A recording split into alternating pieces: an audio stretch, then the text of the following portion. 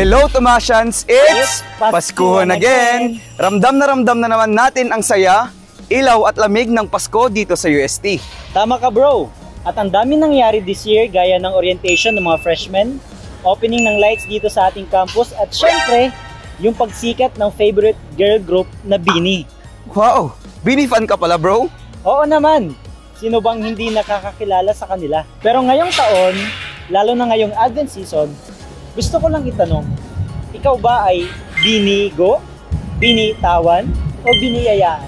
Grabe naman yung mga tanungan na yan. Hugot BINI talaga. Pero syempre bro, ngayong taon, tayo ay biniyayaan. Minsan man tayo'y binibigo o binibitawan, nangingibabaw pa rin dapat ang pasasalamat sa mga biyayang bigay ng Diyos sa atin. Lalong-lalo na't ngayon Advent season. Mas nakikita dapat natin ang pag-asa sa kabila ng lahat ng hamon sa buhay. Alam naman natin na ang Advent ay panahon ng paghihintay. Pero higit pa riyan, ito rin ay panahon ng pag-asa. Sa gitna na ng lahat ng pagsubok ngayong taon, patuloy tayong umaasa. At bilang Tomasians, tinatawag din tayo na maging liwanag ng buhay sa iba. Hindi lang tayo simpleng tagapagdala ng pag-asa, tayo mismo ang pag-asa para sa mga nasa paligid natin. Sobrang ganda ng paalala na yun bro. Kaya ngayong Pasko, huwag nating hayaan na lamunin tayo ng stress, pagod. Ito ang tamang panahon para huminto, magpasalamat at magbahagi ng liwanag at pag-asa sa iba.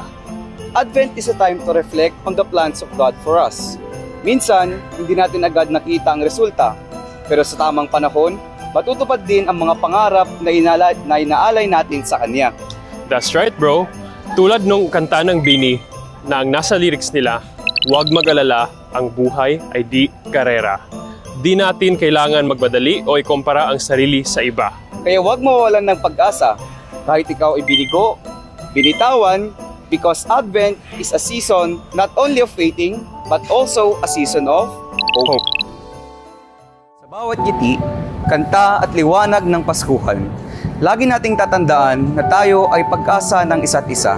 Sa gitna ng Advent season, ang bawat Tomasians ay tinatawag na magdala ng liwanag para sa lahat.